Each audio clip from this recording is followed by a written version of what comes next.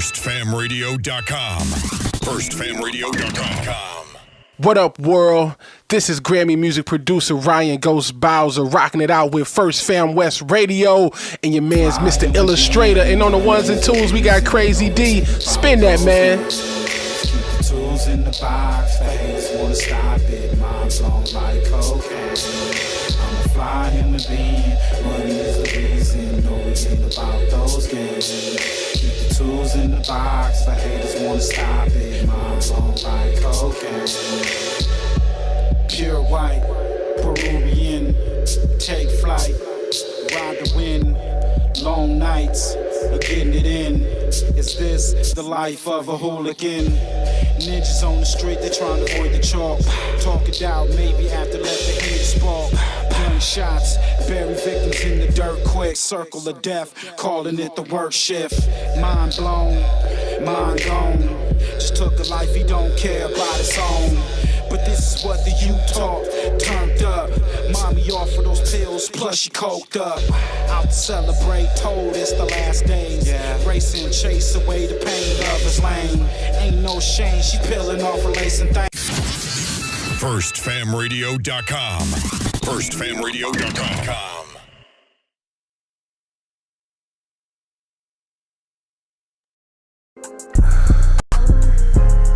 Young and Hefe. Care about number what the check say. I can't run, I can't hide from no nigga, no. I still wanna take my mama to the Poconos. Gotta buy on a house, $1 million row. Played it fair with these niggas, put me in a hole. I got scars, I'm still healing, don't nobody know. I've been living independent, beefing with my bro. It ain't even about the money, it's the principle. They say blood a little thicker, I ain't feel it though. I got problems on my handle, I'm a grown man. I don't wanna murder nothing, use the wrong hand. Niggas put you in your feelings, playing like your friend. She been rocking hard body, say she not a fan. Malibu, pick a beach, meet me on the sand. I got flights chasing heights, I don't wanna land. Shit really hit different, niggas understand. But you should never make a statement on another man. Judge give a life sentence, make you understand. I can make 100 million sticking to the plan. 20,000 on my watch, 20 in my pants. Like a nigga hit a lick, do my money dance. Everything independent, needed in advance. Big sad motivation, I've been in a trance. Take a picture of me ballin', niggas in the stand. I've been making niggas bitter, they don't stand a chance. I can't run, I can't hide from no nigga, no. I still wanna take my mama to the Poconos. Gotta buy on a house, $1 million row. Played it fair with these niggas, put me in a hole. I got scars, I'm still healing, don't nobody know. I've been living independent, beefing with my bro. It ain't even about the money, it's the principle. They say blood a little thicker, I ain't feel it though. Seen a friend from elementary, he collecting cans. Shit made me shed a tear, gave my boy a band. He can spend it on whatever, it's the love within. Hate to see a nigga struggle when they tryna win. And I'm beefing with these niggas same color skin. I've been looking through designer with these Gucci lens. AMG on the seat, speeding in the Benz. Got a nigga contemplating, thinking about his sins. Hear these niggas talking bodies, they don't never spin. Know the devil, he be talking, tryna bait us in. Is it heaven for a G, can I make it in? 5 commandments out of 10, made me wanna cleanse. Never smoke a eye pack, niggas follow trends. Smoking Kush on Catalina, cargo with the vans. Thinking money, feeling peace, and I ain't never ran. Now it's all about the stacks, gotta get these bands. I can't run, I can't hide from no nigga, no. I still wanna take my mama to the Poconos. Gotta buy on a house, $1 million row. Played it fair with these niggas, put me in a hole. I got scars, I'm still healing, don't nobody know. I've been living independent, beefing with my bro. It ain't even about the money, it's the principle. They say blood a little thicker, I ain't feel it though. Some real shit. It ain't about the money, nigga, it's the principle. You could've had that shit, nigga, I don't be tripping. Still call and tap in with me anytime. You ain't never gotta be acting funny with me. It ain't about the money, it's the principle.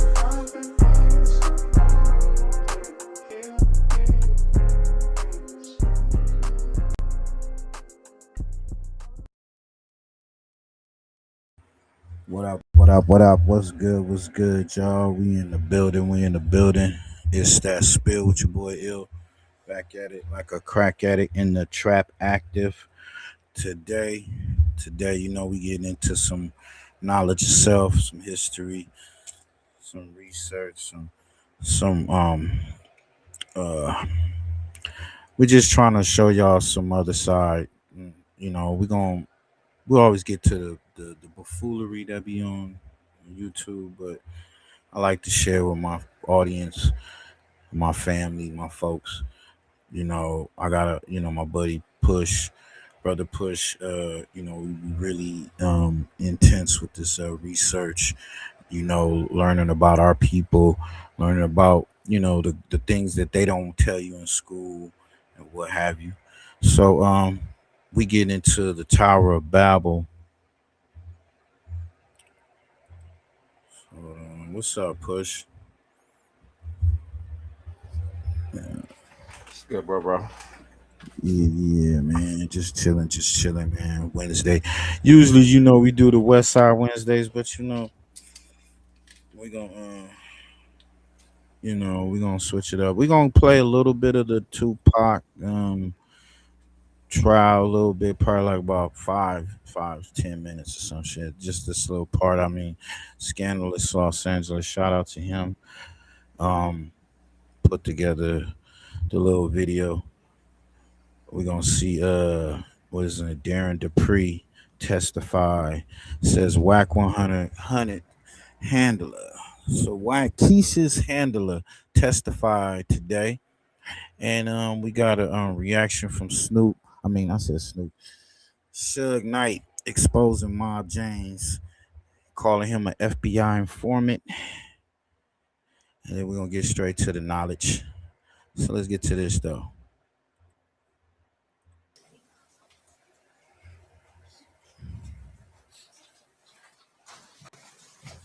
Records that the LAPD would have gathered initially in the investigation in the ensuing 11 years that you had access to. Yes. Did you guys, or did the task force formulate a plan as to how you were going to go about investigating the Christian Wallace murder? Yeah. There was rumors that this was a war between Southside Compton Crips and Mob Piru, Puffy, Combs label, Bad Boy, and Death Row Records. So we started there. And that consisted of coming to Vegas, getting all their files, getting up to speed on the Tupac murder, although we weren't investigating it. We just wanted to get up to speed on it. And then starting there, everybody was a suspect at that time in the Biggie Smalls murder. At the time you come to Vegas and learn what information the Las Vegas Metropolitan Police Department is, who is the detective that you're having the contact with from Metro? Detective Dan Long. At some point, you go back, you begin investigating. Did you have any suspects that you identified and wanted to potentially look at? From the initial investigation, Southside Compton Crips possibly had something to do with the murder because they weren't paid for the Tupac murder, and then also Death Row Records, that they were involved because of the retaliation for the Tupac murder. So, like I said, everybody was a suspect at that time. During the course of the investigation, did you at some point focus on a person identified as Dwayne Davis? Yes. Do you see Mr. Davis here in court today? Yes. You put him out to scrap something going. He's at the defense table with a blue shirt and a multicolored tie. May the record reflect identification of the defendant. Is he wearing a jacket or no jacket? No jacket. No jacket. So reflected. How is it that, how is it that you target Mr. Davis? The vehicle used in the Christopher Wallace murder was a Impala. Mr. Davis had an Impala, and they had impounded it early on in the investigation. So we started with him. And did you have information related to? If you're paying too much for your car insurance, here are 3 reasons why you should call Freeway Insurance right now. No other company has offered me a better price than Freeway.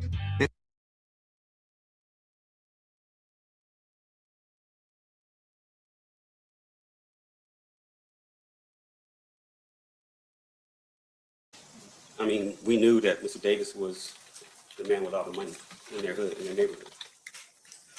Now, you said that you, what was your role in the task force? I was the lowest level, bottom of the food chain detective. I was a gang expert, and I knew a little bit about the rap industry. So that was That's how you got brought in. Yes. The Southside Crips, did they have kind of 2 crews associated with them? As far as I know, yes. And one of those crews, the Burr Street crew, Who was that sort of generally headed by? It was KPD amongst others. The Glencoe crew, who was sort of the leader of that group? From what we gathered, Darnell Graham.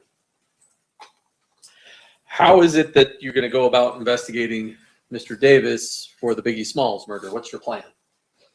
I had never worked with the DEA, FBI. I was a homicide investigator coming in. So above my pay grade, they tried to figure out a way to get leverage on Mr. Davis through narcotic sales. We would bring him in after we caught him with narcotics and see if he would work with us and give us information on the Biggie Smalls case. And were you able to gather enough information to potentially arrest and charge him with narcotics? Yes. And how much narcotics are we talking about here? From what I remember, it was PCP, a gallon, and a kilo of cocaine, if I'm not mistaken. And with Mr. Davis's past criminal history, as well as that amount or weight of drugs, what kind of sentence was he looking at for that type of drugs? As I said, I wasn't familiar with the Fed system. From what I was told, though, that was a life sentence with the amount of drugs that were confiscated. So once you've gathered all this evidence, do you do anything to indicate to Mr. Davis that you've got your leverage? We met with him. And who's we?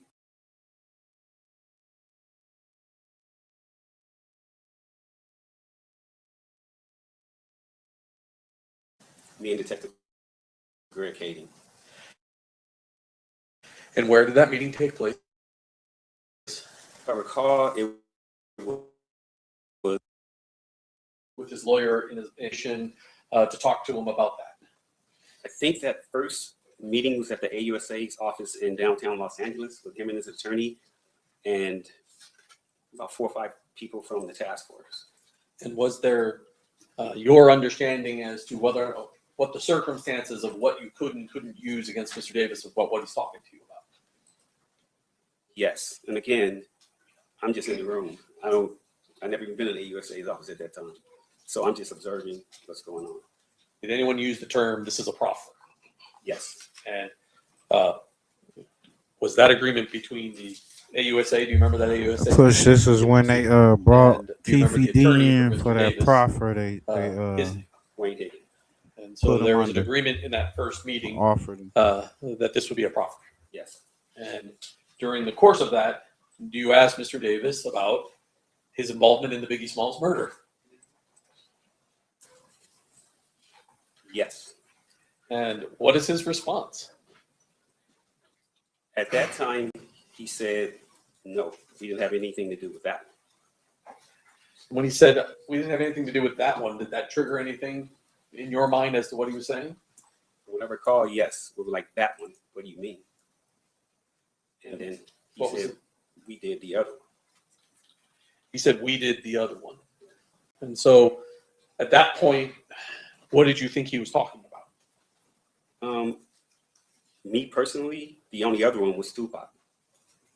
But we had nothing, we didn't think we were talking about Christopher Wallace. We didn't ask him any questions about Tupac. He offered that on his own. And so when he does that, I don't know, bro. There's nobody recording the conversation. No, they got a recording of it. I Yeah, heard it. I heard of it. He talking on that bitch. They played it. That's the real nigga though. He walked in there and said he got the info on the Pac murder. So according to this I'm tripping. ex This nigga Fed, used this car. I don't think he used his own car. I think that car was a rental. Well, they're saying like the car was his. So that's what brought him into him. Could be. He probably hit the bitch and like boom. is there some discussion then of maybe having a conversation about Tupac? He can to Mr. Davis that you've got your leverage. We met with him. And who's we? And So above my pay grade, they tried to figure out a way to get leverage on Mr. Davis through narcotic sales. Who was that sort of generally headed by? It was KPD amongst others. Do you do anything to indicate to Mr. Davis that you've got your leverage? We met with him. And who's we?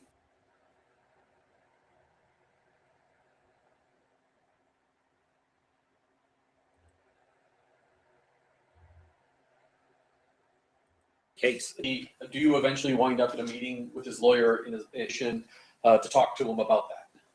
I think that first meeting was at the AUSA's office in downtown Los Angeles with him and his attorney and about 4 or 5 people from the task force. And was there your understanding as to what the circumstances of what you could and couldn't use against Mr. Davis about what he's talking to you about? Yes. And again, I'm just in the room. And so when he does that, is there some discussion then of maybe having a conversation about Tupac? It was a surprise to us. Number one, we were shook. We were surprised. Yes. I mean, I don't know if we shut that meeting down then to discuss what we were going to do. I don't remember, but we were surprised. Does there come a point in time when there's a meeting set for December 18th of 2008 to talk to Mr. Davis about the Tupac Shakur murder? Yes. In your understanding, was that still based upon the agreement between Wayne Higgins and the U.S. Attorney that it would be a proffer session? Yes. At that point, before having this conversation with Mr. Davis, has anybody notified Las Vegas that Mr. Davis is going to be talking about the Tupac Shakur murder? Unfortunately, no. Were you present on December 18th for an interview with Mr. Davis about the Tupac Shakur murder? Yes. And did you subsequently learn, or previously learn, but subsequently learn that conversation was recorded? Yes. Do you know who recorded that signal? One of the members of the task force, Bill Holcomb. Did there come a point in time where you heard that recording? Yes. And Judge, I have marked as State's Proposed Exhibit 117, which is the actual recording, and 110, which is the transcript of that recording on our form at this time. Any objection? I think this confirms still lacking foundation with regards to that. The answer, the question that was asked was like, do you recognize the recording? Okay. Do you want to play? I can play part of Maybe that the recording first. and when Mr. Davis goes in to, do you remember the name of the club? It's called the Zip Code. Does he in fact meet with Zip? Zip, he did, but from what we gathered from Mr. Davis told us, he passed him off to his nephew, meaning Zip passed him off to his nephew to do business with him. Zip had cancer or something like that. He was sickly. He said he wasn't in the business no more, something like that. So it didn't work. I'm gonna stop it right there. Y'all go check out the rest. That's when they had flew to New York to get Keefy D to pretty much try to catch Zip on on the wire, admitting to this whole murder for hire, But he said, That's crazy. They had this nigga Keefy running all over the place. Like, this dude trying to avoid life. Right. He should have left the country, bro. Became a Mexican. Nah, he should have just did the time, bro. He should have did his time, bro. He should have left. Like, He should have you left. started snitching and they let you free, nigga, to go sleep in your bed. You know what I'm saying? When you woke up, it was supposed to be pillowcases in the shape of your body and the sheets. And you gone. He said, "Go to the wind, bitch." That's real, bro. This dude went on lives. This dude, I mean, at least walking around free and shit. Like, oh man, Man, that nigga, he was trying to get a payday. He didn't give a fuck. That nigga is. He was stupid, bro, and that's why he right here. Stupid people end up right here. Yep. Getting blamed for everything. That was head of security for me. They throwing him all under the bus for this. They trying to end it out, put it all on him. Sheesh. Bitter because Tupac put him on his pockets before. And I can see he's a little bitter because Tupac put him on his pockets before. That Tupac had knocked you out one time. Out of Cuba. That would have been your response if that happened. Yeah, I'm being honest with you and everybody else. I said it on my...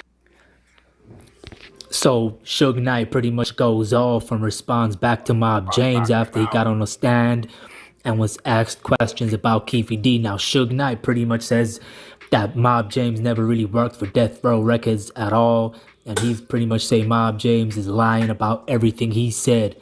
Suge Knight also explains how he's bitter because Tupac knocked him out and put him in his pockets. Now y'all do remember when Mob James was on the stand, he pretty much was asked, did you ever get knocked out by Tupac? And he said, I would have shot him, my brother, which is Buntry, and Suge Knight if that was the case. So pretty much Suge Knight is pretty much exposing that and saying Tupac did knock you out and that's why you was bitter and you pretty much did not work for me. You did not have a death row chain. You was not security at death row. Let me know what y'all think, man.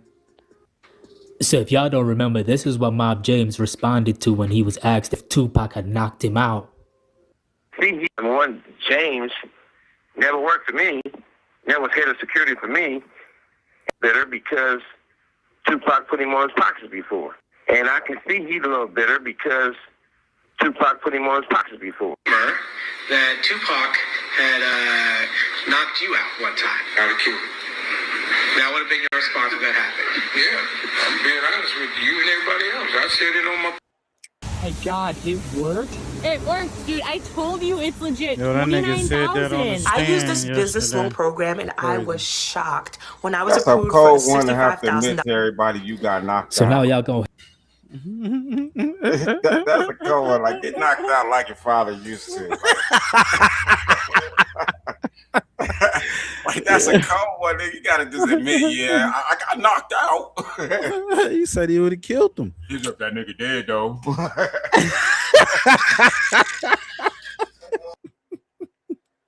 Hey, the story goes, I think Mob James was drunk. They was in a studio or they were at Death Row somewhere, right? And he was drunk, and I don't know. It's like he always had, the way Shug said it, kind of like he always had a problem with Pac. He always had, maybe it was envies or what, but he didn't too much care for Pac. And I guess he was drunk at the time. Bunchy, you see he mentioned Bunchy and Shug. So Bunchy was there, and I guess he had got into it with Pac or said something like that, and Pac knocked him out. And then they picked him up and told him to go home. You know what I'm saying? Sent him home. So I don't know. That was the story. I'm paraphrasing, but it's kind of like that, because like Pac with that "Live and Die in L.A." song or whatnot, he mentioned all the homies except Mob James.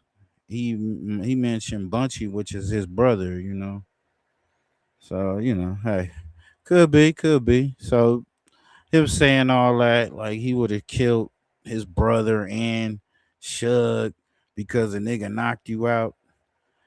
Man, if you don't, I mean, niggas have done. He was in on it, see. That's why I was like, nigga, the way you said that on the stand, nigga. He was in on it right there. You was probably in here. In on it right there. Cause they said he was at the club. They was like, "Where was you?" Oh, I was at that nigga right 6. There, bro. He from Belly, nigga. I'm gonna drop a dime, nigga. He got the banana. He got the banana looking at Pac, looking like oh no, we can't have this nigga. Nigga hit me dropping a dime, nigga. Quick. Drop a dime on a nigga. That's that nigga Belly. That nigga called Puffy. He sided with the East Coast. Yeah, right. That's what they did, right? Started feeling his pockets was getting a little thinner since we got there. There you go, right there, nigga. Nigga, he was mad that Tupac was at death row. He got knocked down, nigga. I'm dropping dime, nigga. Nigga, pockets was getting thin since Pac came through. He always said, man, that nigga not a gangster, man. Well, meanwhile, little did we know, this local big head nigga named Rico started feeling his pockets was getting a little thinner since we got there. Hey, it's all them fools go right there. Trouble was right there on that corner, staring right at us. Yeah, they rolling hard too. They slanging real good, real good.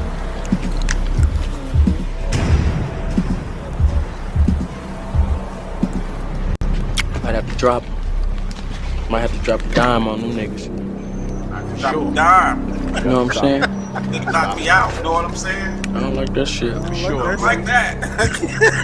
I don't like that shit. I don't like that at all. Nigga, you knock me out, nigga, dropping a dime, nigga. I'm telling Puffy. For real, man, that nigga was pissed off. It's like, nigga, I'd have shot him, my brother, and Shug. Really, nigga? You gonna kill all three of them niggas? Come on. Suge Knight's response pretty much today, and he pretty much broke the news how Mob James did not work for him at all. He's getting on the stand and lying. But y'all hear what Suge Knight said, y'all. Oh, you know, first of all, my opinion, Tupac was the most incredible person you can have as a friend, as a brother, and still today, his morals. Number one, all of you guys personally themselves, on oath. Number one, James never worked for me, never was head of security for me, and I can see he's a little bitter because Tupac put him on his pockets before. But the most important thing in this is that they're not coming in to get the truth. Everybody knows he's an FBI informant. Everybody knows he's a rat. So why we gotta act like he's gonna tell the truth? Don't Keefy D and James. So hold on, I just want, you're saying that James McDonald, the guy who testified, said that he worked for Death Row Records, talked about what he saw that night. You're saying he did not work for you at all? No. Now, he might have been at the club hanging out trying to hustle people and not putting the guy down or nothing like that, but he's an informant. He didn't work for me. If he would worked for me, he would have had a Death Row chain. He would have had a ring. You would have seen him in pictures around us hanging out. No. One other thing. So let me know what y'all think, man, about Suge Knight saying Mob James was lying. Now, Suge Knight also previously had spoken this situation where Tupac put him in his pockets. Now, Suge Knight actually had spoke on this a year earlier. He pretty much confirms that Mob James didn't work for him, but did hustle outside the 662 Club, which Mob James did say on the stand at Keefy D's trial. So Suge already had confirmed all this, but he did also say a year ago that Mob James never worked for him or at the club, but he hustled outside. So this was all previously said. That's why Suge is coming back online again, calling Mob James a rat, a snitch, and saying he never worked for him. But the other thing I don't believe is that he did knock Tupac. Tupac knocked him out, which I don't believe. But this is what Suge Knight said, y'all, a year earlier about all these things. We got a dude named James, and he speak on with Reggie all the time, and he said he was a day one. Definitely wasn't day one. Definitely didn't go to school with us. And the reason why a lot of people didn't go to school because back in those days it was way more Crips than it was Power Rule. You can go and stand on your own, but you have to really be able to stand on your own. And you know, for James to make all these allegations about he couldn't go to elementary school because the Crips was going to come to school and get him. He was a Crip. Number two, Crips didn't come to my neighborhood and do that type of shit. Everybody stood their own, hung on their own. And, you know, I could see his bitterness because, you know, they lived in a garage. No running water on drugs. But the thing that gets me the most, people want to say something about Pac. I think Pac did more for my neighborhood than a whole bunch of people in that neighborhood. I mean, I hate to be in a situation where you got to bring up old shit Come on, James, you know the truth. It was in my house. Well, you never been in my house, but outside, me and Buntry, which is my road dog, and you said we got into it before that never happened. Buntry wouldn't go against me for nobody. And I would never let nobody put their motherfucking hands on me. Yeah, that's my dog. He lives always, you know. And you know, I remember when James was on one of his drunk binges, and Pac put him on his pockets. And when Pac put him on his pockets, he was like, Buntry, look what he's doing. And Buntry was like, oh, man, we're going to start calling you Mob Jamie, you know? But I ain't going to get into the details of all that, because I ain't going to get to going back and forth, because at the end of the day, it's not accomplished in life. If you never accomplished nothing, you don't deserve to talk. And Reg, and you know, it's broadcasting some bullshit when they be talking that negative shit. And Reg, you know, I love your mother. She's a great lady. You sitting on there with James, and James talking about he got the 6'4". Pork That butt. 6'4" you talking about is the one I painted white with one of DMX's favorite dogs on the back with the red guts. And then it finished paying me all my money, but I sent that shit to motherfucking Leo and Russell on weird ass. You said that in one of your interviews, because your baby mother is Southside. Yeah, she lives outside crib. You said that once you got back to LA, came back to Compton, you were saying how those guys were essentially bragging about what they did. Exactly. She used to tell me every time they stepped on California Street, our birds doing their thing, or when Puffy them came through and was they conjugating on the block. How everybody was talking. That was just confirmation about what was going, you know, what everybody's theories was anyway. Now, let's get something straight. You never worked for me, by default. You never worked at my club. You hung outside getting $50 to get somebody to the front of the line. That's how you hustled. We wouldn't know it. I'm inside or I'm not there yet. But you said TPD drives it to my club and they Southside Crips. And you told everybody Southside Crips just left here, left the club. First of all, who would you tell? No one. Second of all, if you say that this guy Orlando Anderson just got beat up, why you didn't say that? Why you didn't do that? But once again, you knew all this because you said that your baby mama, best friend Paula, and your baby mama, you live in the Southside Crip neighborhood with your baby mama. Your daughter from over there, but she want to go on these shows and lie and keep changing the story. Now, since you knew they was putting money on Pac's head, or my head, or anybody else, but you never told no one. Now, Reg, I'm divorced, and he was a cop. Your whole family was cops or probation officers. Nothing wrong with that. And I don't have nothing against none of you people. I'm not going to bring up who stole and who lied on me. Don't care. Because it's not about trying to put you down. Now, I'm going to give you some credit. You wore a street that's slicker than James. Reg, you can never be the type of cop James is. James is a way better cop than you. He done sent more months to the penitentiary from the hood than anybody. Damn. That's nasty work. Mob James out here taking a bot out of crime, y'all. He sending niggas some. He the best cop, better than Reggie. Pork butt. Damn. But is he better than Whack? I don't think he better than Whack, man. Whack got him beat, man. They just I don't said, know, man. If you got people in jail, you know what I'm saying? He might have Whack beat. When you got official niggas in jail, nigga, you. well, he got Big U and Brick Baby. He got two. He got two of them. Plus, he might get Little Dirk. He in Little Dirk's paperwork for Rico, my nigga. He about to get Dirk, nigga. He the hip hop cop for real. Nigga in Little Dirk's paperwork. That nigga is in Big U's. Who else did they nigga, you watch, he's about to come out, nigga. He in Kendrick Lamar's paper, nigga. He'll bring some dirt out on that nigga. Kendrick ain't like us. That nigga find some dirt on you. Hey, he in Durkio's paperwork? Durkio ruler? He is in that nigga paperwork too. I'm like, damn, nigga, you were the hip hop cop. You the Yeah, Mo. He is yeah. definitely the Mo. You like the Vlad of everything. Man, Vlad running around here talking about he solved the Tupac murder. Hey y'all, what's up, y'all? We out here. Put your thicky caps on. Elohim. My boy gonna break it down. You see that Elohim got an A in front of it. You like what?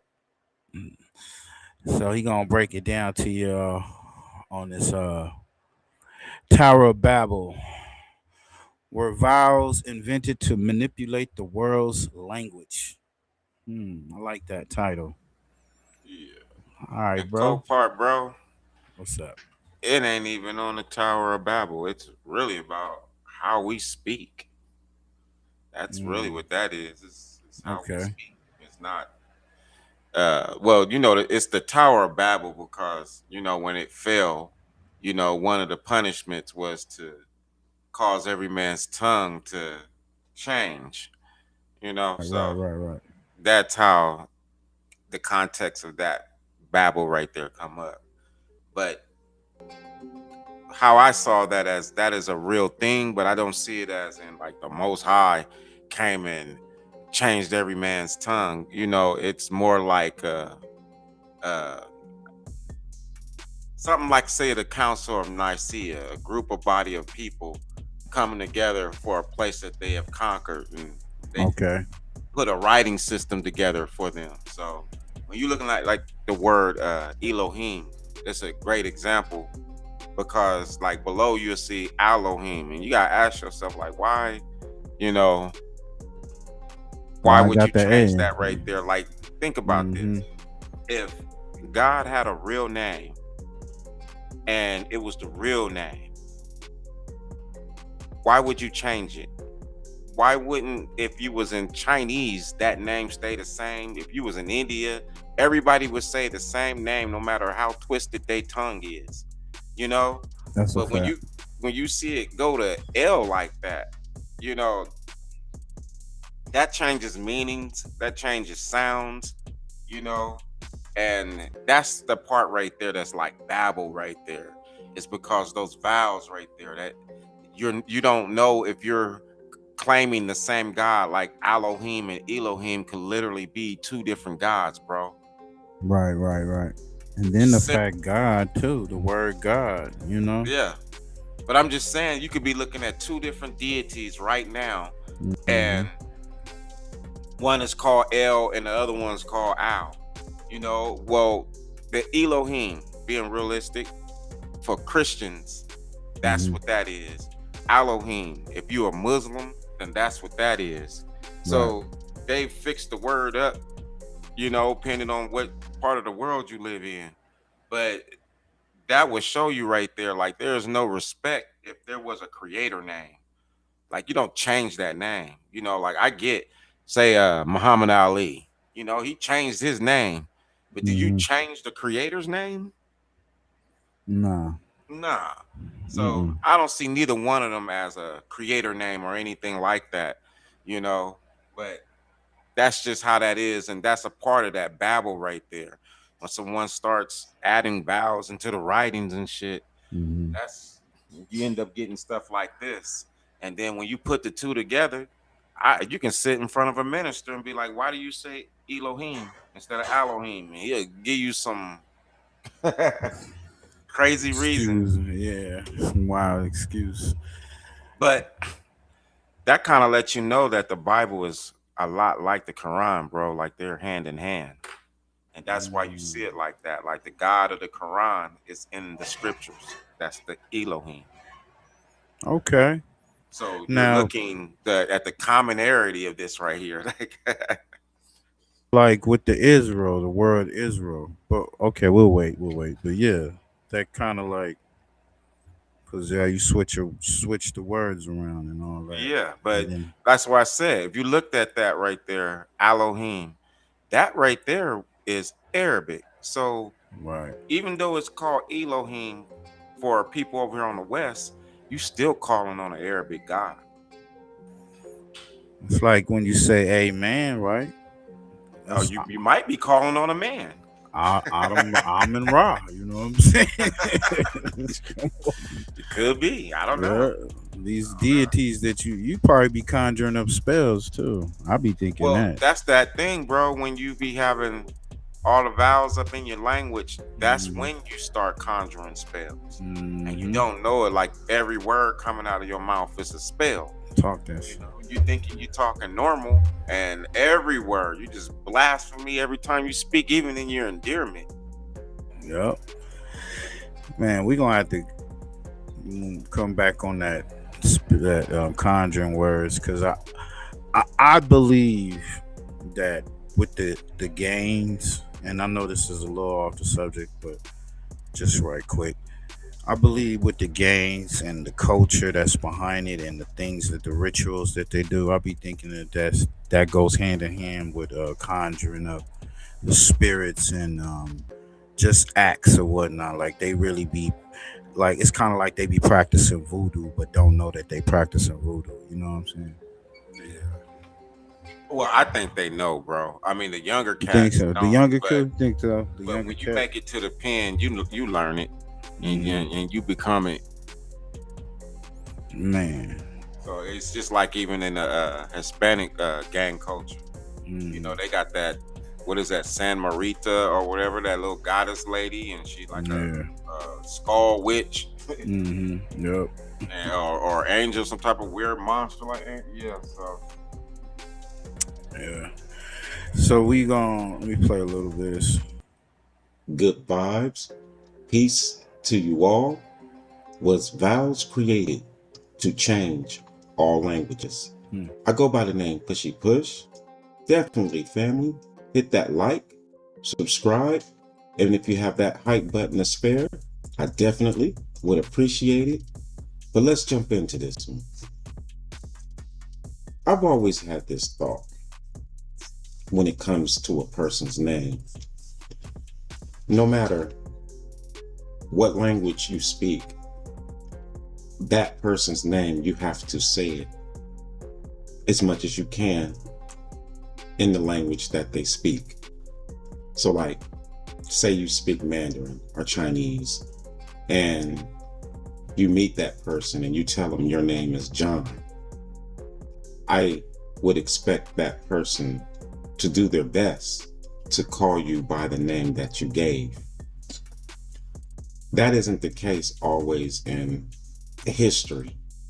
And that is what we're going to be going over in this video, is how vowels are used to change names, languages, and even definitions. So a great example is the L and the owl. So both L and owl can represent a Lord or a God. If it's Spanish, the L at times can be the. So the L and the owl definitely has its changes because of the A and the E, the vowel change up. So when we're looking at the name Elohim, you know, all scholars, or most scholars, all say the name Elohim. But if you look below, you can see the original way of saying Elohim, which is Elohim. And the question that I have is, how do you change, if this was the creator's name, how do you change the creator's name? Like, even if you speak a different tongue, if you said the creator's name, and I'm not saying this is the creator's name, I'm just using it as an example, but if you said the creator's name, wouldn't you be able to activate, or there would be some type of power flow from you announcing this most powerful word? You know, so even if you spoke a different tongue and you heard the creator's name, it just seems like you would, no matter what your tongue is, try your best to say that creator's name.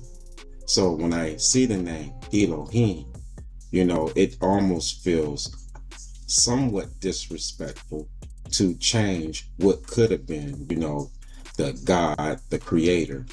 Now, I understand that every tongue has its own word for the creator of all things.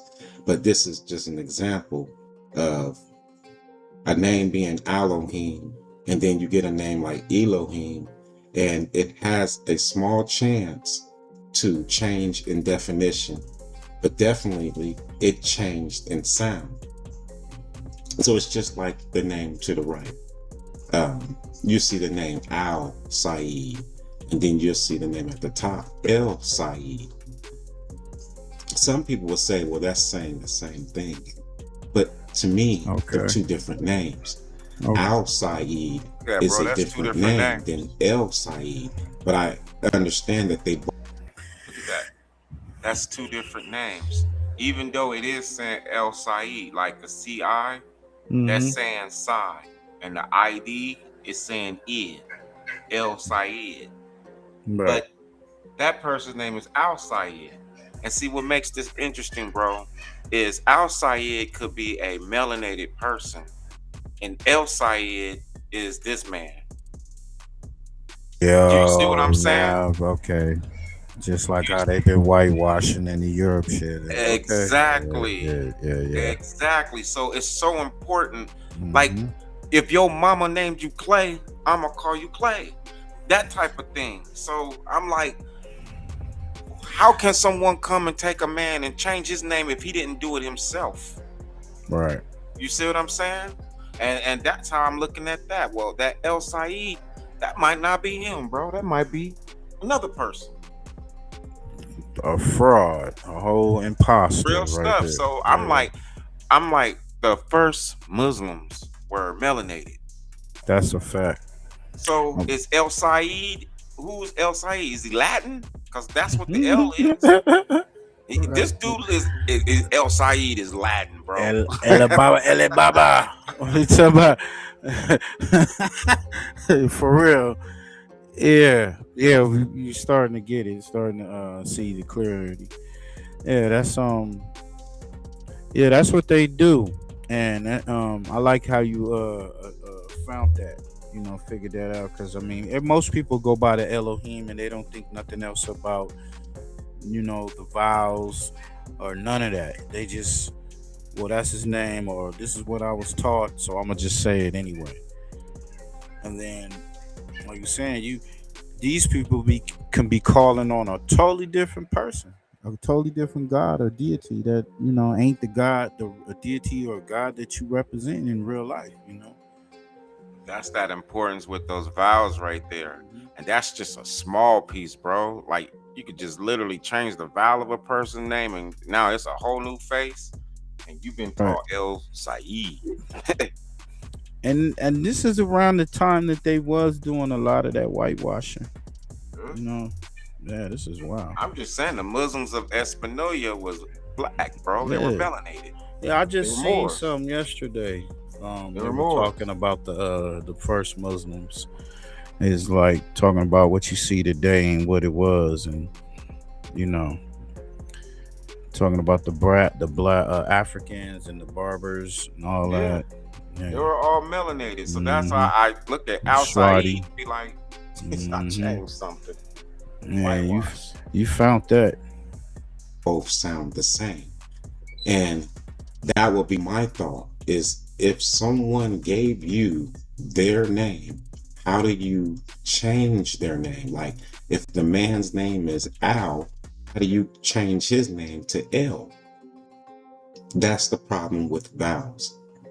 Vowels has a power to change your language, change your name, and even change what the meaning of any word might have actually meant. I think those vowels, I think they do use that in a set of spells and esoteric cultures. So this is where it gets at right here, because now you're getting ready to learn like what vowel is, because vowel has two meanings. Like if you say it from right to left, right? Like on the screen, you get L vowel. And then down below you see it says Al vowel. Right. Okay, this is vowel, bro. You're supposed to read vowel from right to left. But when you Western, They told you it's A-E-I-O-U. Mhm. So it is a spell for Westerners and for the ones who are in the, Islamic side. It's a praise to God. Yeah, I think it works off of sounds as far as musical notes too, vibration Well, as well. I'm just saying, like the A, they silenced the A from ah, Mhm. and then they took away the A by using the E. You got to understand the I is a Roman numeral 1, bro. It's a 1. Right. And they use the 1 as an I. So we got numbers that is inside of our alphabets mixed in with abbreviated Hebrew sounds. So that's again what make it babble. If you got numbers in your Yeah, they just language, throwing words together, huh? They just playing Scrabble. our tongue is a hot mess. Like we Straight are Scrabble. hardwired to read this madness. You know, it's crazy. I remember asking this lady. I used to work at this job back in the day, and she was South American. She was from South America and whatnot. Spoke Spanish and all that, and she told me all her life she spoke Spanish, and then when she came to America, she had to learn English, right? And I asked her, I said, when you first heard English, how did it sound to you? How did it sound to your ears? And you know what she said? Ladies and gentlemen, she said the English language sound demonic to her. She said when people were speaking into it, it sounded like it was demonic, devilish. I was like, damn, it's crazy. So, I can see how they play play with us with these words and how they use these the AEIOU sounds as could be a form of, I would say, a form of ritual, Oh conjuring. no, it's to make you say spells. Yeah, That's why I conjuring said. stuff. Because you got to know that the Bible to me is full of spells. Well, it's full of all those vowels. Mm-hmm. There's no vowels in Hebrew, bro. Right. Like if you get somebody, say they're in the Bible, there's a name called Joel, Joel. Okay, the J was just made in the 15th century. So why is there any J's in the Old Testament? Period. Right. Period. Like it shouldn't even be considered to be something in there. Like we're always trying to find the originality. We're trying to find the beginnings of everything. So you can't find no beginnings if you're using the latest created words in a history position. Because it hides the truth. It hides the sounds. It hides the meaning. It hides the person's identity. It's a whole nother person. Ain't nobody named Joel. There's nobody named Joel. For real. That's in the Bible though, bro. But you can fix those names right there and find that. And that's kind of like what this video is going in. It's because in this next piece, I'm going to show a name and then I'm going to show that it's abbreviated. And then we're going to reverse transliterate that and then find it in history. Okay. So this piece right here, I'm only showing that the word vowel means something if you say it backwards. Yeah. Tell y'all. And like, because they do, most of the Hebrews, they do read the book. They read the Tanakh from right to left. So they try to do it the proper way. So they be knowing this shit, dog. But they not changing none of this, man. But when I was looking at the word vowel itself, we are taught that the word vowel means AEIOU. That is how we're taught the meaning of vowel is. But that very word right there has its own cryptic meaning. So if you read vowel from right to left, like in our way of reading, everything we read is from the left to the right. And this situation, things are read from right to the left. So the word vow has a deeper meaning when you read it from the right to the left. So to the right, that is what you're looking at, L vow. So what happened is the L was placed in the front of vow. And I'm showing that this is a real word. And what it says is, combines the Spanish masculine article L with English word vow, meaning the vow or the solemn promise.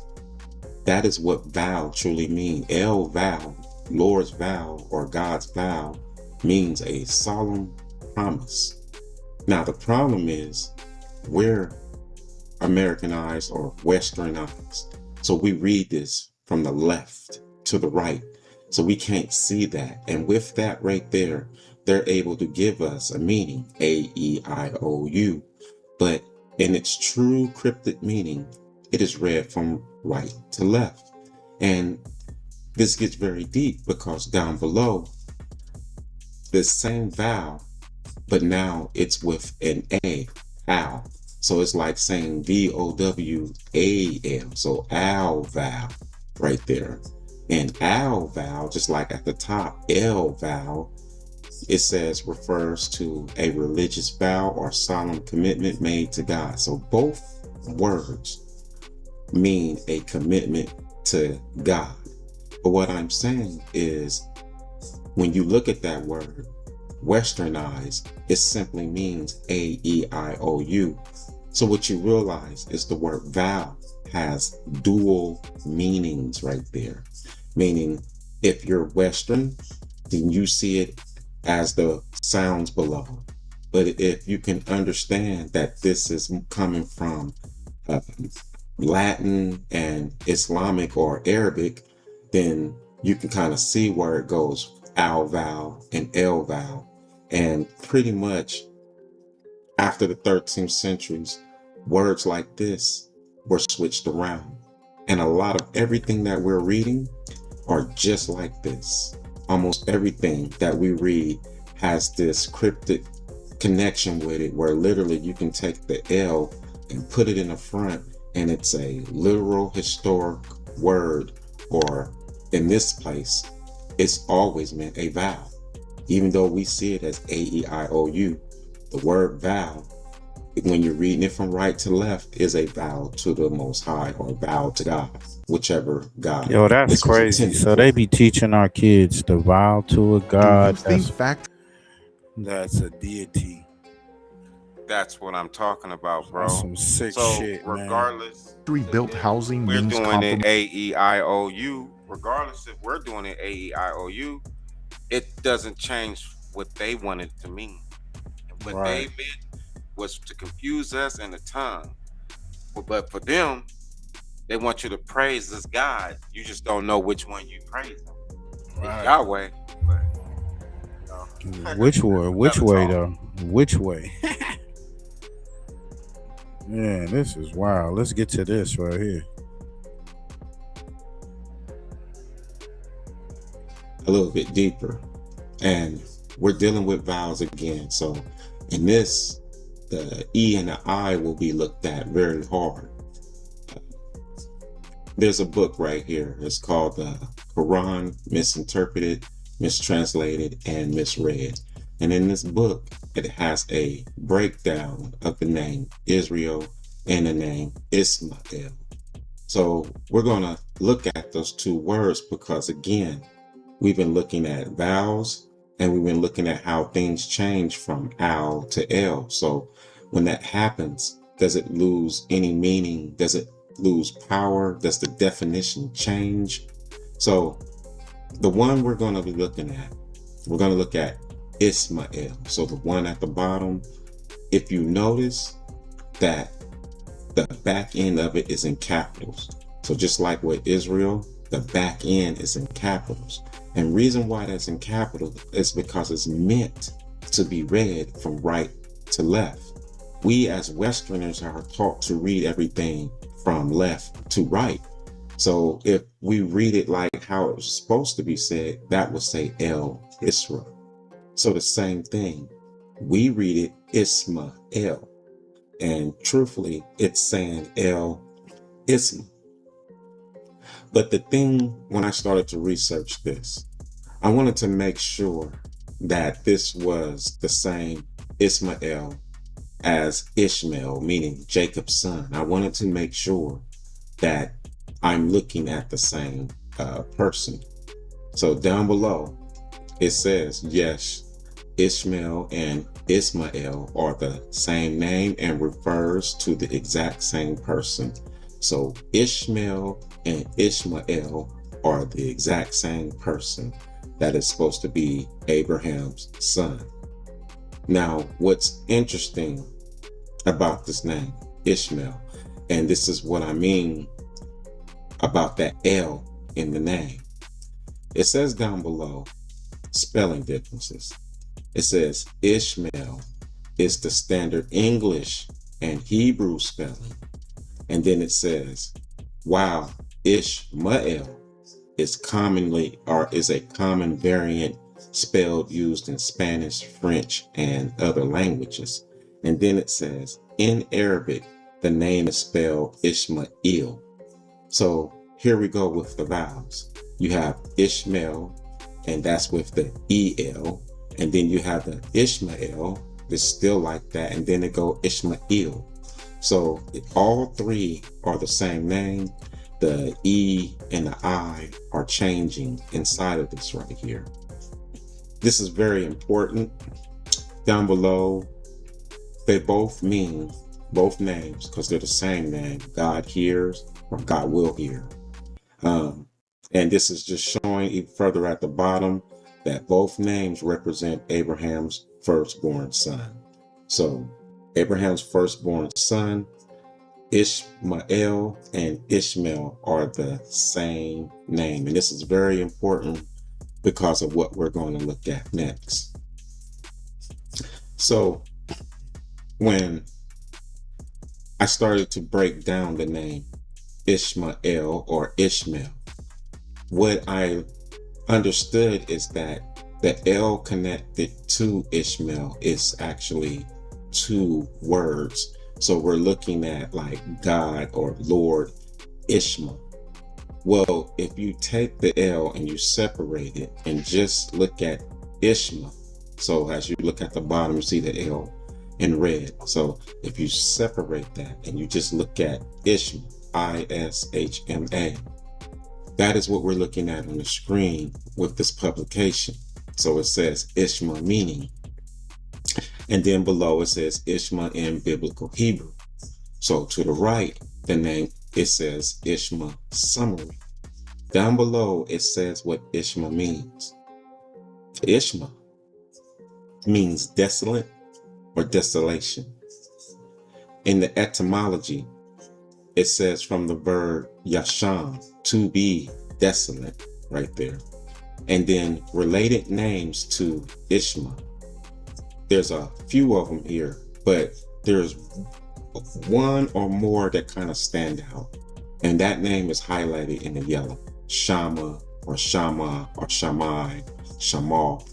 Those names right there are the real names. So Ishma is an abbreviation of Shama.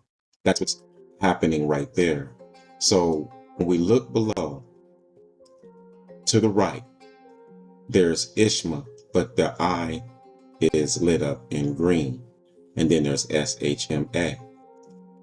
When you take that I and you take it back to the Yiddish Hebrew, as you can see on the chart, the changing from the J to the I, it goes to the Yah. So the I is represent for Yah in its old sense. The S-H-M-A is an abbreviation for Shama. So down below, S-H-A-M-M-A. That is the real name, Yah Shama El. When we're looking at that, it says Ishmael. And the problem is that S-H-M-A is abbreviated. So if we look up above, on the third line where it says related names, you see the name Shama right there. Ishmael's name is an abbreviation. The I is represented for Yah, and the SHMA is represented for Shama. It's an abbreviated word. So when we look at the second line where it says etymology, that's the reason why you got the word Yasham. How did the word Yasham come up? Okay. The I. So it seems like it's like they're trying to hide the Islam that's within within the Hebrew. Like, oh, bro, it gets so deep. You right. You know, like they trying to.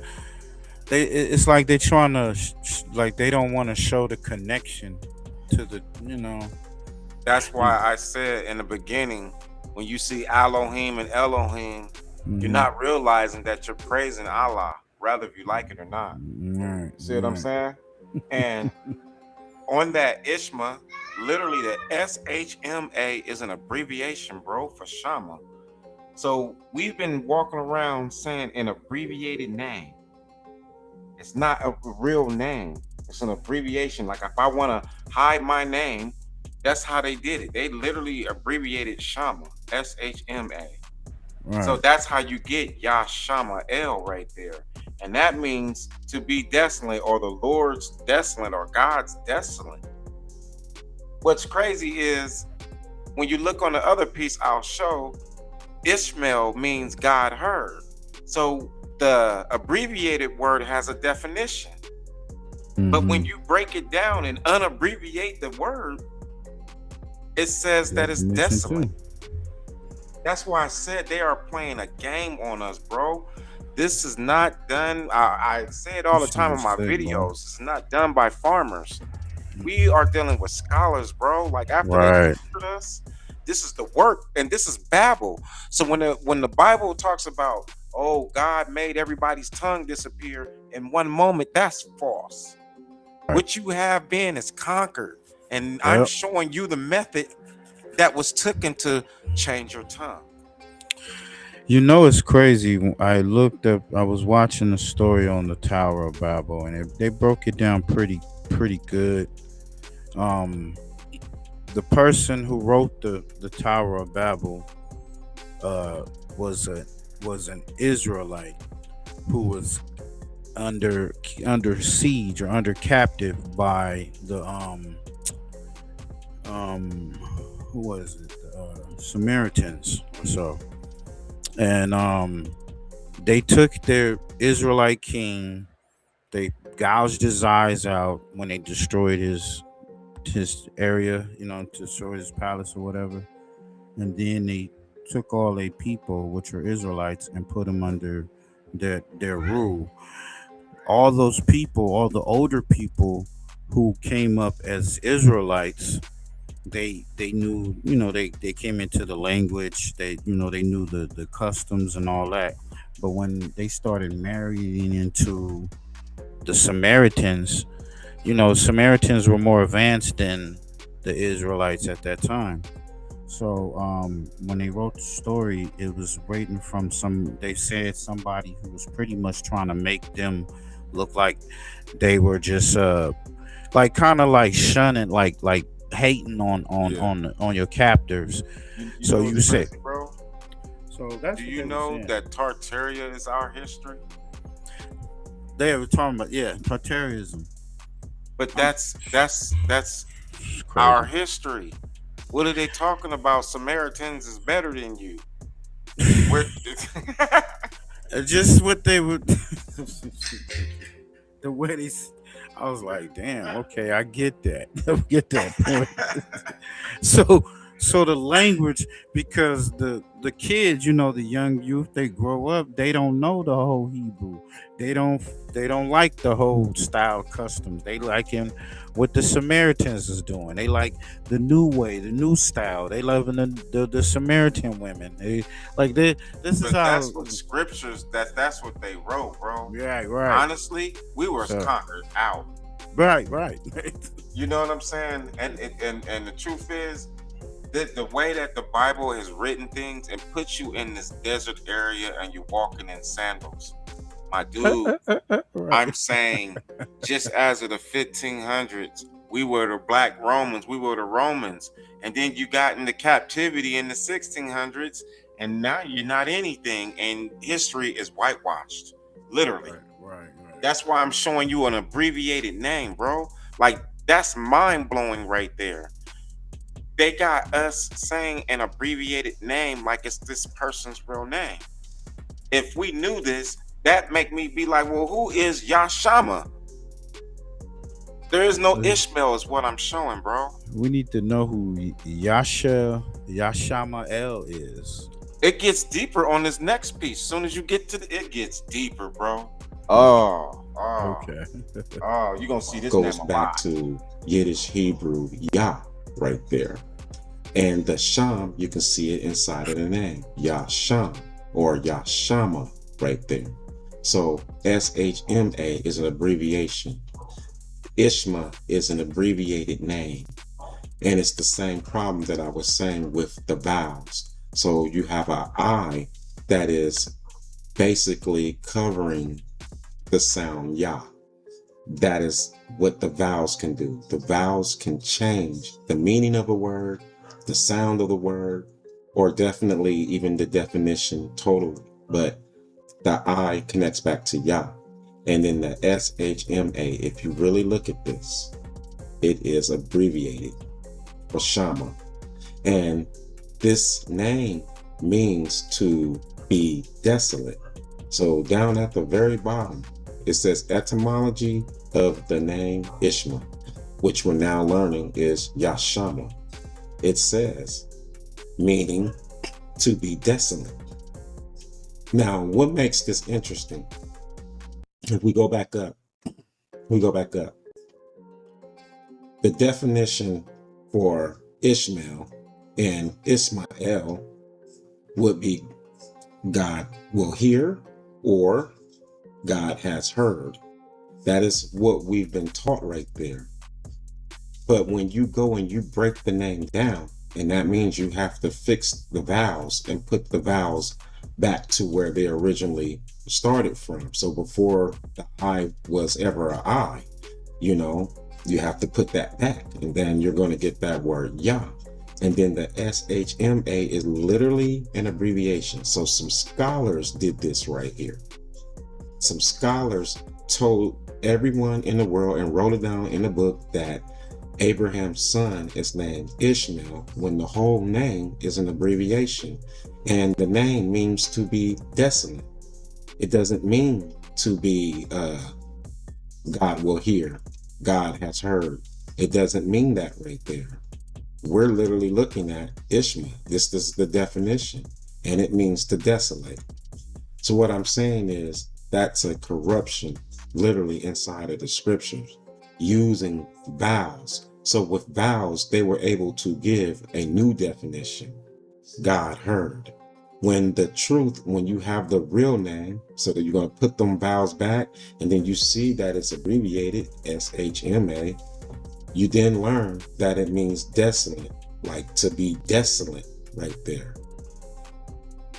This is what I mean when I say the vowels. They're meant to change. It's a part of what creates a Babel language. It's so easy to become a podcaster with Riverside. First, go to Riverside and open an account. When you're ready to record, just hit But looking at this a little further, just taking this a step further, we're going to stay inside of the Old Testament and look at Samuel. It is the exact same issue that Ishmael has. And this will really blow you away to see what Samuel means. But at the top, you see the name Samuel, and then you see the name Samael. So just like before, it said Ishmael, and then it says Ismael. So there's those two names right there, and they're actually the same name. But down below, we know Samuel as a major Hebrew prophet, judge, kingmaker in the Hebrew Bible, the Old Testament. And the Samael, we know it as an important archangel and accuser, destroyer figure in Jewish literature. You see the word L right there. They're separating this because it's two words. It's not one word, and it's not, and it's the name is literally not Samuel. It's really like you're reading at the bottom right there in yellow, Samuel, or El Samu, Lord Samu, or El Sama. Both of those are the exact same thing. Wow. So when you're looking at Samuel, that's why you see the EL lit up. And then right in a piece where it says ancient Northwest Semitic word for God, down below, you can see them separated. So there isn't you can anyone literally look, they named got Samuel. Samuel next to it. We are reading this. I see that. It's got the dash in between. And words are conjoined together. 2 words. When truthfully, we should be reading it from right to left because these things are coming out of Arabic languages.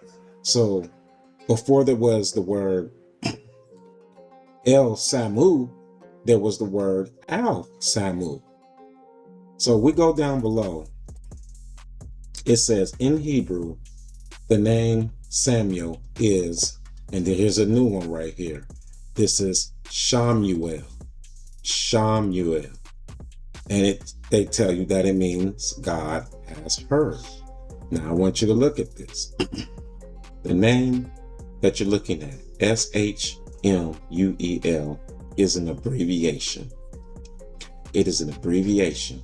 So down below, underneath Hebrew word variants, you see the word Shama, the same name as Ishmael. Ishmael's name came out to be Yahshama.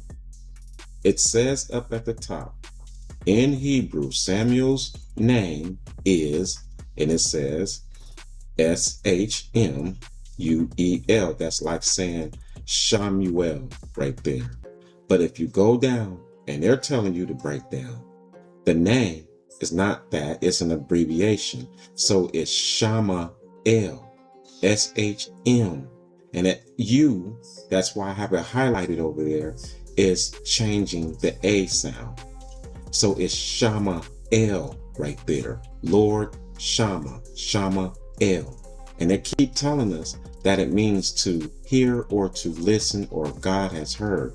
And I'm saying the same definition that I just broke down with Ishmael, Samuel's name is the exact same name. What makes this even crazier?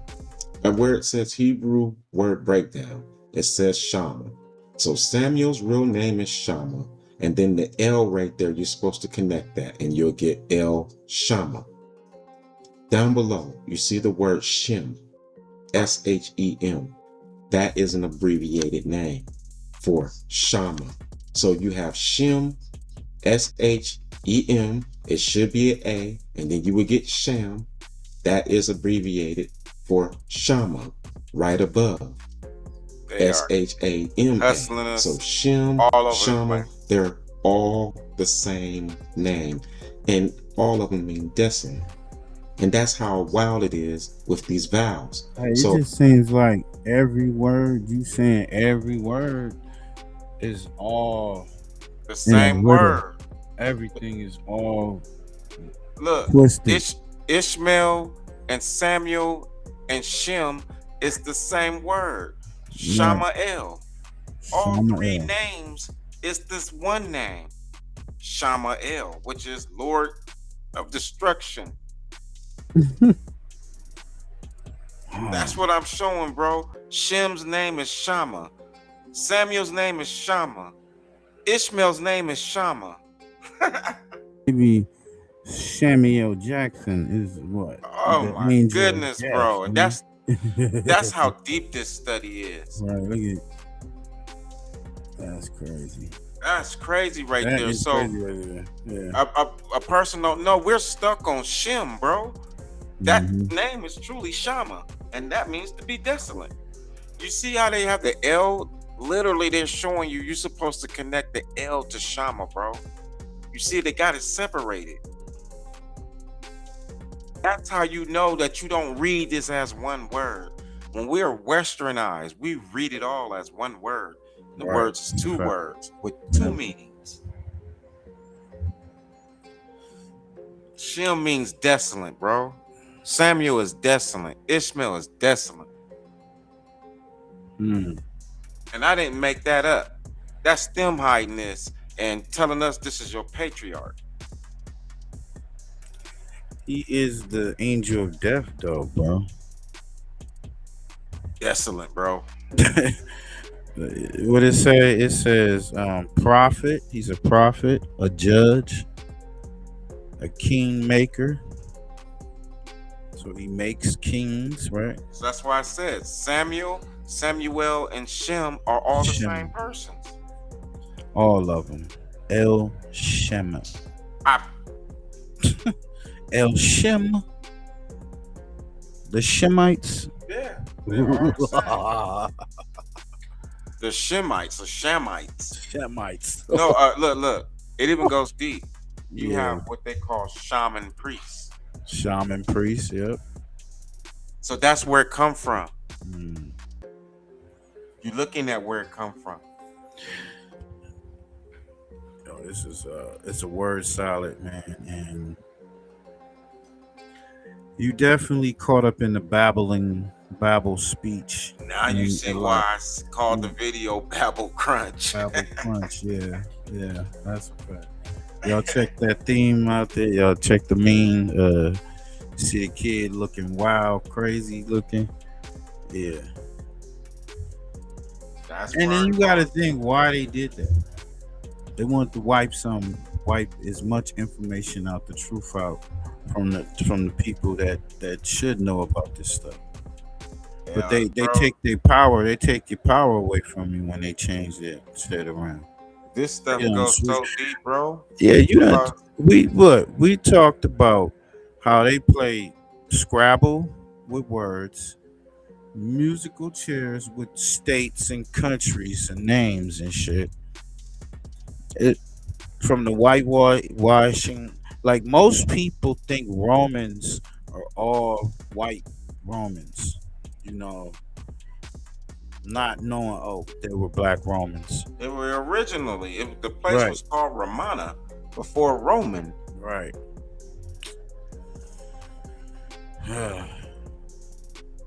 If I go back up, This is crazy, y'all. this is Y'all Ishmael's thinking name. caps on. This is Ishmael. Ishmael, that I in the name had to be brought back to Yah. And I'm showing it on the chart. And then I'm saying that SHMA is an abbreviation Hey, for but Shama. so it's crazy that you got this war going on between both of these parties. They really cousins, and they Bible and their book has more in common than don't, right? Like I said, bro, this is all the fight that we seeing. This is theatrics from above. Right.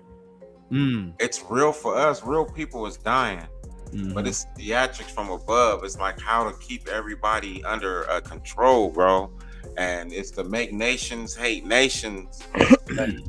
If you knew what every nation stood for, you know, in its beginning, but how can you when everything is abbreviated?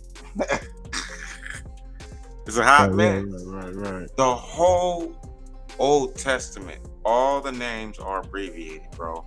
All the names got this problem right here. Wow. All the names, all the rivers, all the mountains, all the waters. We have to throw the whole book away, huh? Or no? Well, you go and correct it.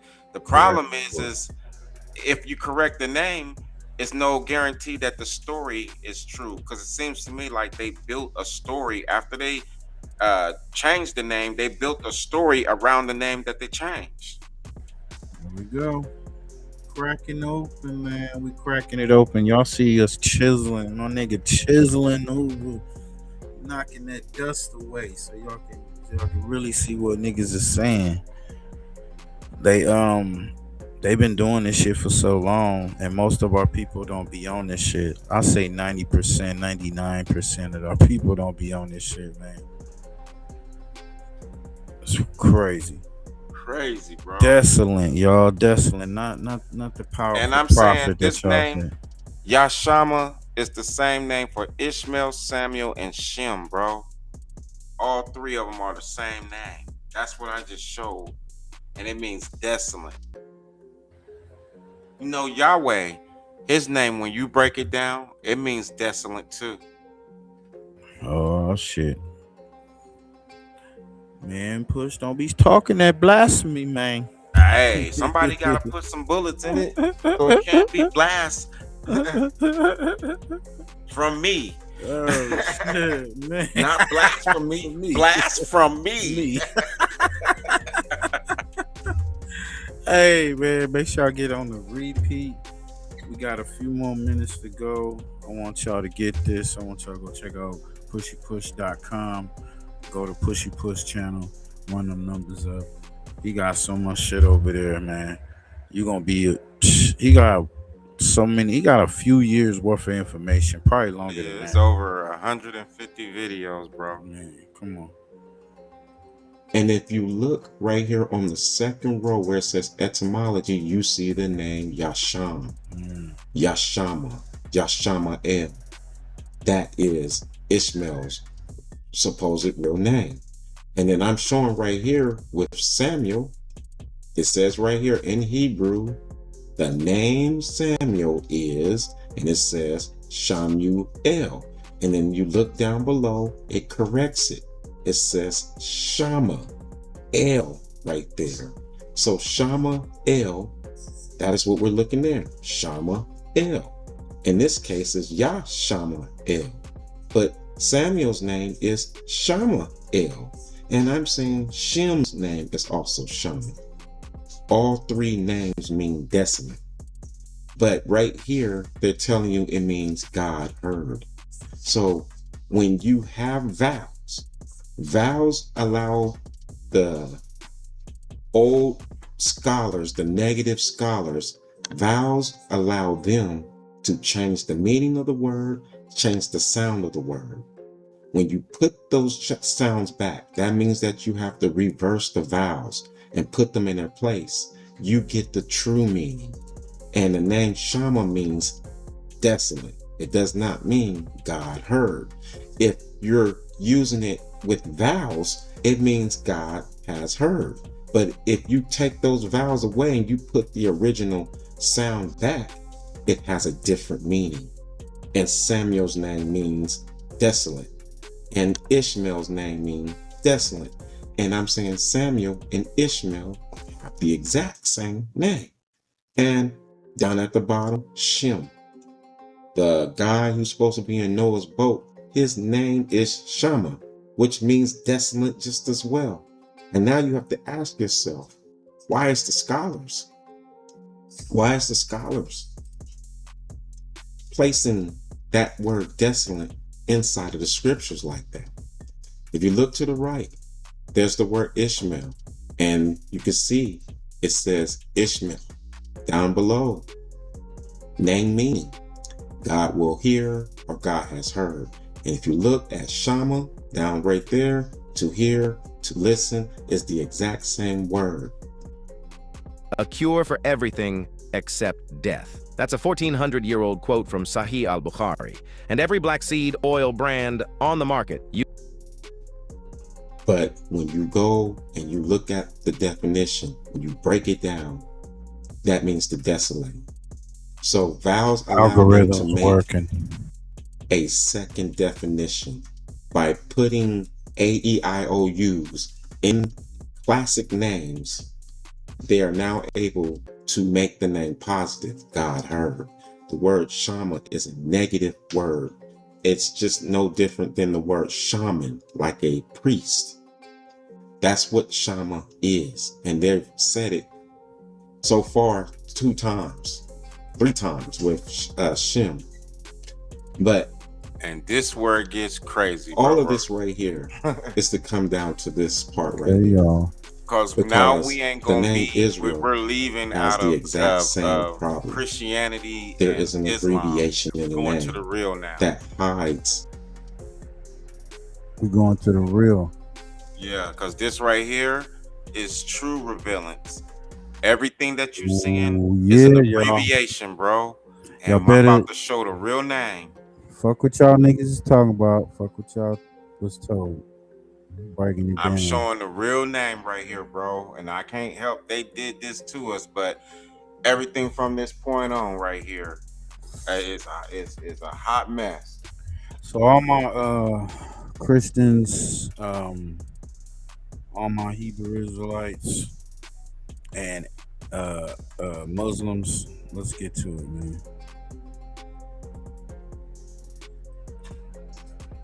The true name. So this is going to be very interesting right here. I'm going to break this down. But looking at the book, the Quran mistranslated, misread, we're looking at Israel. And at the top, you can see it says Israel, and you can see the L capitalized. So you're supposed to read it from right to left. El, Israel. Because we're westernized, we look at it from left to right, and then we say Israel. But it's truly from the right to left. That's why you see it capitalized. So down below, you see Israel right there, and you see the L right there. You're supposed to read it from right to left, El Israel. And down below, that's how it'll look. E-L-I-S-R-A, El Israel. And then if you correct that, the vowel part of that, you get the word Al Israel. Well, to the right, at the top, this is what Al Israel is. When you apply vowels, you get totally different meanings. So Al Israel, it says right here, is the 17th chapter of the Quran, containing 111 verses that detail the miraculous night journey of the Prophet Muhammad. Al Israel is related to the Prophet Muhammad. If we go down, it says quick facts, classification, Mecca. It says alternative name, Bani Israel, the I-L, the children of Israel. So the word Israel, said backwards, El Isra, corrected, Al Isra, took us all the way back to the word Israel. So what I'm showing you is that this is all connected, and that we're just misinterpreting how to say it. Just like the book says right here, the Quran, misinterpreted, mistranslated, and misread. We are mistranslating, we are misreading, we are being taught to misread this from left to right when we should be reading it from right to left. Reading it from right to left, you're still going to get the same outcome. Israel. So the word Al Israel is connected. It's the exact same word. Down below. Shit, y'all. So what's up now for the Muslims and the Israelites and the Christians fighting each other? Bro, so that's what I mean. You have an agent, bro. You've been set up. You have an agent. You have agents. All of us has agents. And these agents got a whole pile of black people and a whole pile of those people that's in the Middle East. Yep. Arabs. I'm saying the ones that are sitting next to Palestine, those that come from Poland, they got them thinking this. Oh yeah, Oscar. Okay, they got the Black American thinking this. Yes. And neither understand that you are following Muhammad. I ain't got nothing against Islam. I'm just saying you need to know it. That's the thing. They hate. They done trickery, bro. They done murdered each other over this shit. They got trickery going on. You talking? Look. The Israel people over there, they don't even like Muslims, bro. Right. And their name is connected to Muhammad, though. The name that they're choosing to use. The very thing that they don't like, you have to be a follower of Muhammad in order to be Israel. Yep, Israel. Israel. Oh my goodness. Oh my goodness. I can't make this up. I can't make it up. I suck. So I'm not the that Black good. American Israelites, the Black American Jews, the Black American uh the ones who, because it's Hebrews, Hebrews, the Jews, and the Israelites, and the Christians and the Muslims, and y'all be fighting with each other over this book. Whose God is the best God? Your God is. I heard one Muslim said all the other gods are nothing but demonic devil gods. They're false gods. Israel, the God of Israel, is the true and living God. But then I heard the Muslims, Allah is the God of everything. Allah is the greatest. He's the God of Yeshua, Musa, Abraham, all the prophets of the Bible. Where we at, y'all? Then we have Jesus Christ. There wasn't no J's, but we got Jesus Christ, the Holy Spirit, and all that. And they, a lot of them out in America, they side with Israel. And we got a lot of our people going over the war to fight. And they Everything's fight. based off how you taught. You ain't got no choice. Right. If you're taught this, like, think you came out your mama's womb, she said it. Your daddy said it. Your grandma said it. What?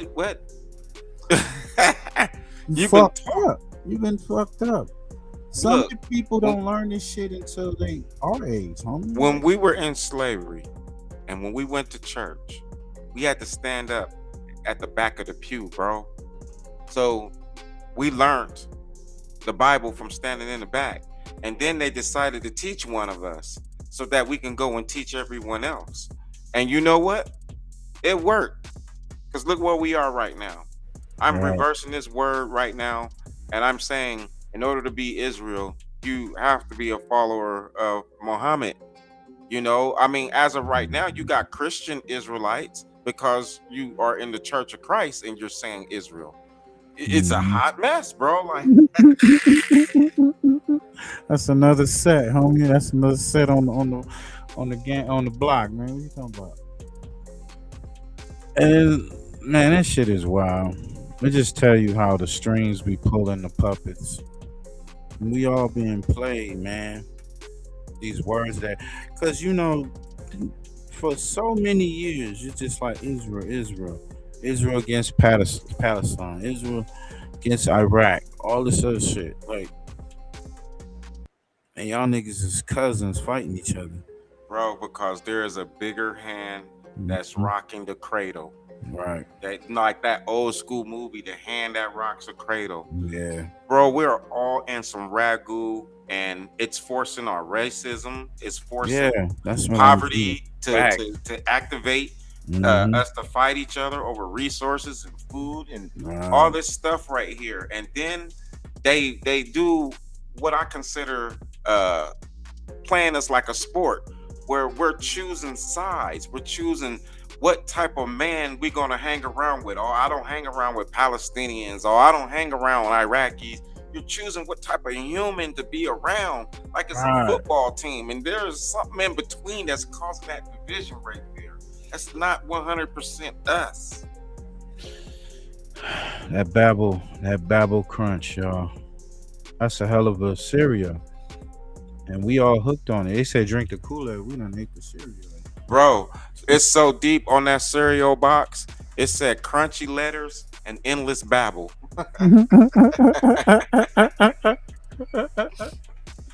Oh shit.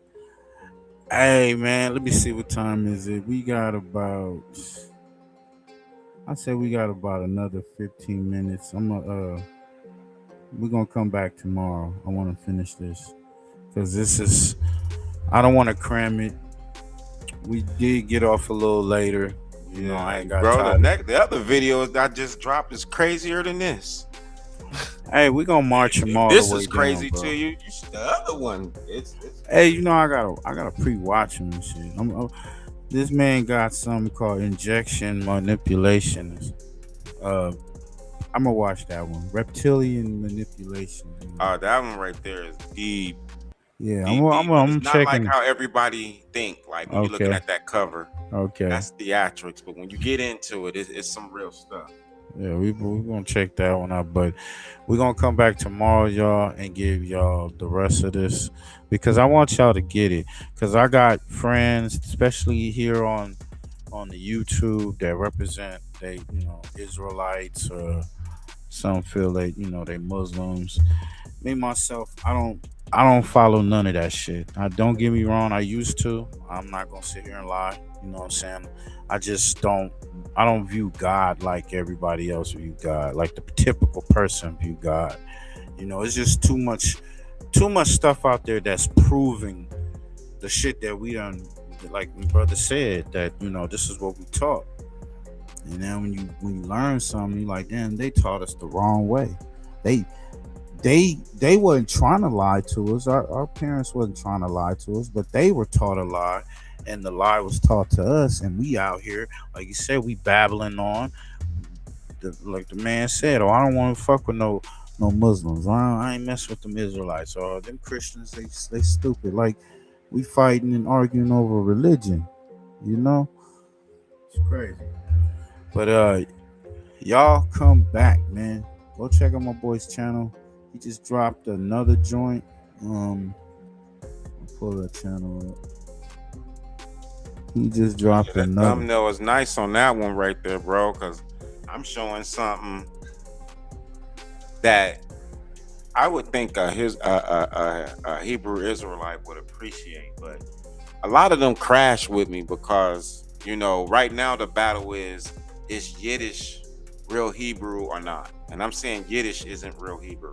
It's not. It's fake. It's got vowels. Anything that got vowels in it is not good. Right. So they're in a battle with me over that right there. They be like, Lakash. I'm like, ain't no Lakash. Nothing like that. Those sounds, those ishis, none of those.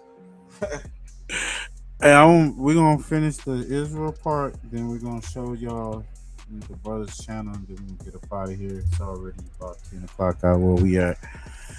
So you see up in there, it said the Quran has always also preserved the Semitic word El or Al, meaning God, such as Arab, Israel, the trace of God, Arab, Ishmael,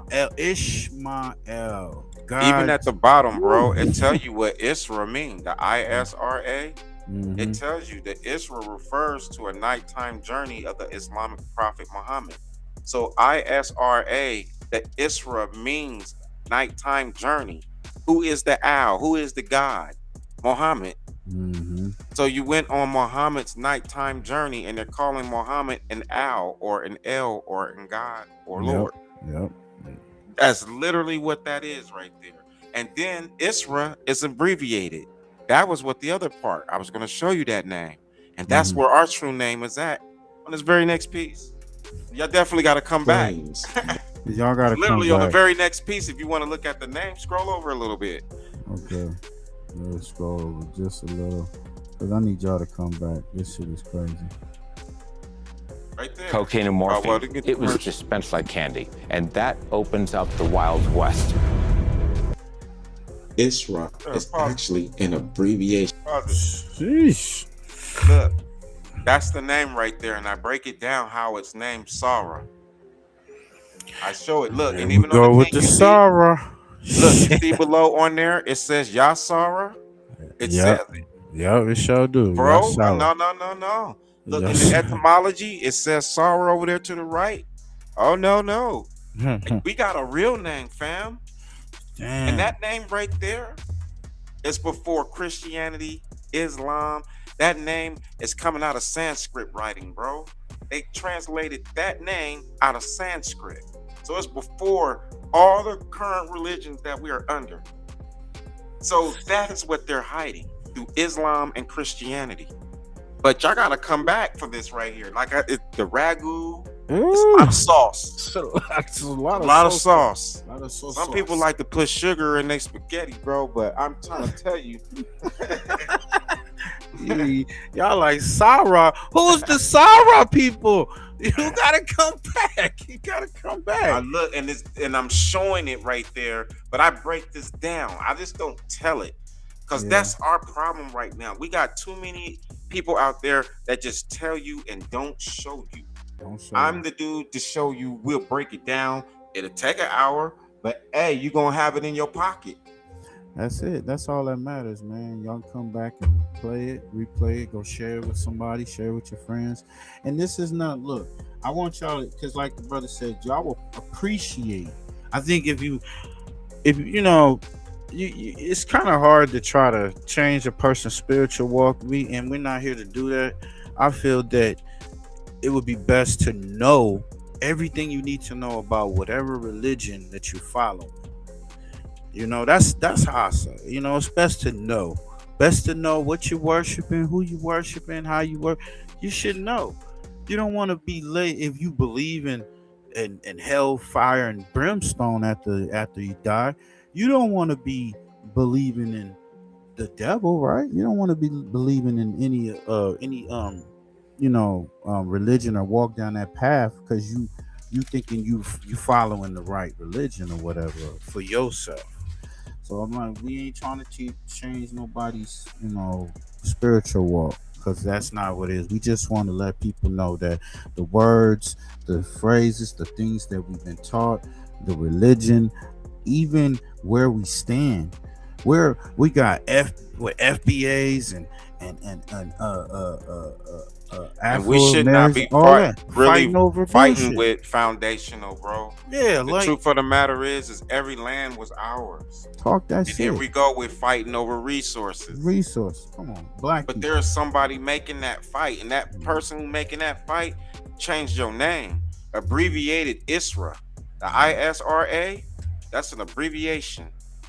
That I connects to Yah, and then they left out the A for SRA, and if you put that back, you get Yasara, and down below, that's the name you see right there, Yasara, which changes to Yashar. This is all for the Hebrew Israelites, but before it was Yashar, it was Yasara. And what does that say? Straight, right, and upright in conduct. You want to get the name right so you can know where to stand, homie, where you can, your demons at. I mean, that's just, that's how I see it, You know what? One of the favorite words that the Hebrew brothers like to say, down at the bottom where it says general interpretations, to the right, it says variants like Yasara, or what's that other name right there? Yashara. You see that? That right there. Yashara. Yasara and Yashara is the same word. So our Hebrew brothers, I'm not saying that they're utterly wrong. I'm just saying they're not absolutely correct.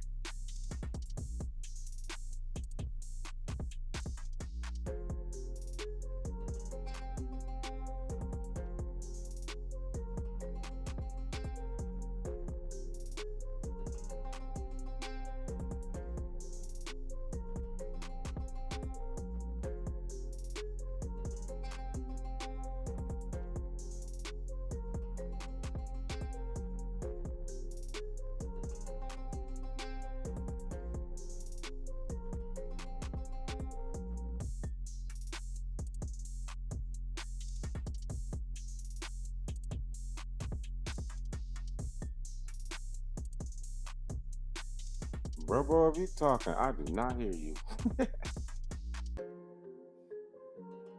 My bad. So yeah, y'all tap back in, catch us on the repeat. We gotta finish this. I want to finish this, so come back tomorrow. We're gonna get on it early too. So appreciate everybody for pulling up. Everybody stormed in at the beginning of the show. I guess they saw the The Tupac shit. And I was like, all right, cool. They saw that meme. We got to it. So tomorrow we're gonna get straight back to it, and you'll check us out. Notifications on. Go check out pushypush.com and look at his YouTube channel. Looks like this. You see that? All that, man. It's it got so much information, homie. It's crazy. Like, it's a lot to catch up. The Anunnaki weapon. I ain't even seen that. That was 5 months ago. I gotta catch up. Hey, so y'all check y'all later, man. Appreciate everybody, man. We out this piece, man.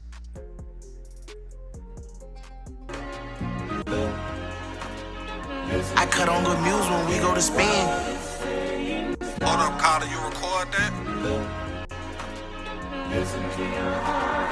JD with the flex. I got so much shit on my mind. I'm taking my time and I losing my mental. My young buddy eating up them purges for fun. And we all did dirt, so don't call them simple. And right now I'm just drowning in thoughts. My dog went to court. I hope that he won't. Them 762s get to flipping like Tony. I hang out the window and make Tony Hawk. I cut on good music when we go to spin, cause I like to get in my mood.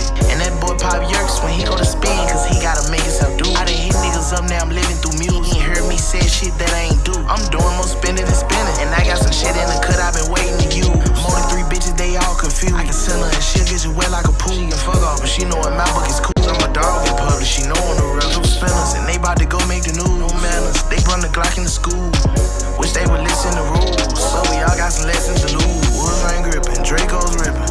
Let's see if you got problem with family. Nigga ain't come on my mama, but that's to my brother. So that mean you look at his family. We in all black and we creeping with cuddles. They made the wrong move and he up it. I hope you been putting your paper away, cause we never know when they coming.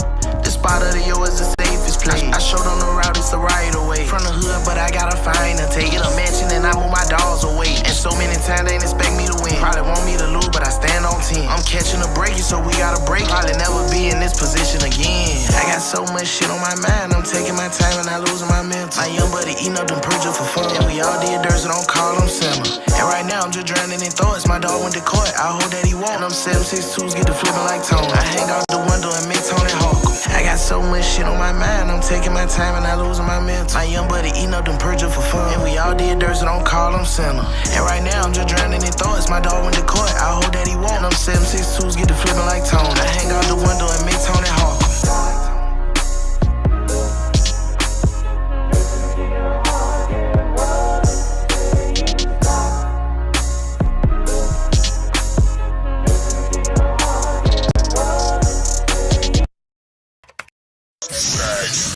FirstFamRadio.com. FirstFamRadio.com. Nigga got a grip, nigga get a grip, nigga with the gang and rolling with the Alpine banging. Homie, what you gotta say? FirstFamRadio.com. FirstFamRadio.